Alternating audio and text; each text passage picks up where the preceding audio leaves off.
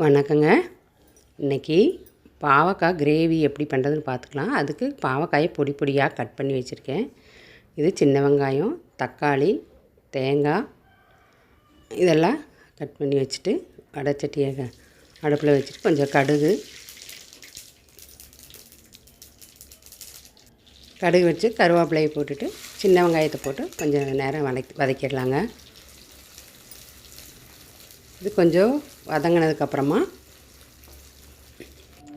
நம்ம பாவக்காயை போட்டு வதக்கிக்கலாம். பாவக்காயை போட்டு நல்லா வதங்கிடணுங்க.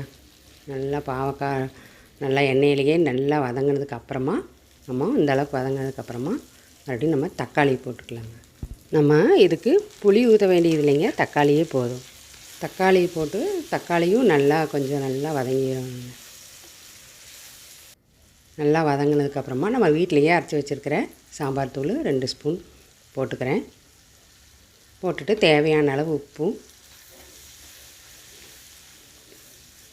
தண்ணி அளவாக நம்ம 1 டம்ளர் விட்டால் போதுங்க. ஏன்னா இது கிரேவி மாதிரி செய்கிறதுனால தண்ணி அதிகமாக விடக்கூடாது.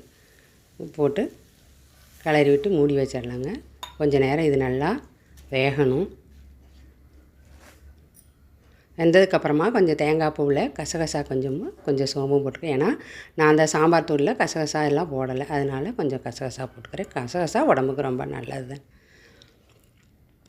இதுக்கப்புறம் இந்த அளவுக்கு நல்லா எண்ணெய் விட்டு வந்ததுக்கப்புறமா இந்த தேங்காயை ஊற்றி